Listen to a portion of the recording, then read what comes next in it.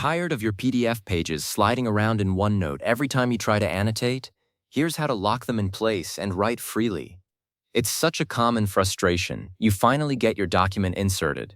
You go to highlight a key sentence, and suddenly the whole page shifts. Your notes end up in the wrong spot, and you spend more time rearranging than actually studying or working.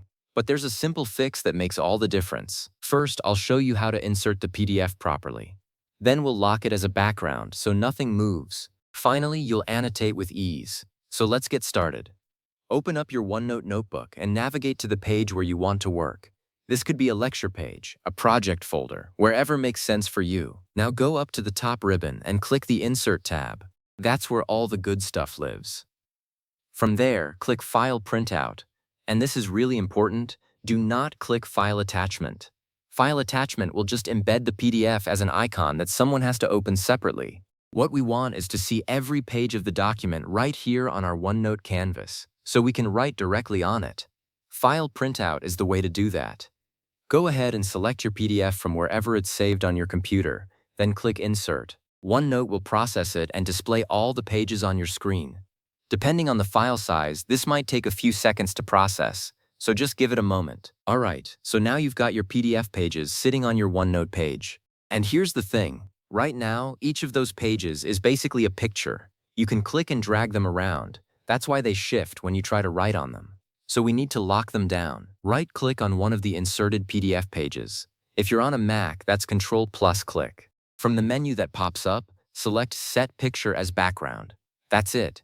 One simple click, and your PDF is now locked in place as the background of the page. It cannot be accidentally moved or nudged while you're annotating. I've seen people on Reddit and several YouTube tutorials swear by this trick, and Microsoft themselves recommend it in their documentation.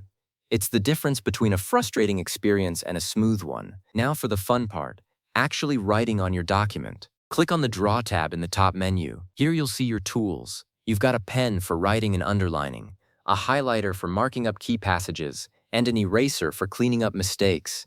Choose whichever tool fits what you want to do. Then select your color and thickness. If you're using a digital stylus, you'll get the most natural feel, but your mouse or trackpad works great too for highlighting and circling text. Start writing, circling, highlighting directly on the PDF. It stays perfectly in place now, so everything you add lands exactly where you intended. And if you'd rather type than draw, that's easy too. Just click anywhere in the blank space around the document, in the margins, at the top or bottom, and start typing.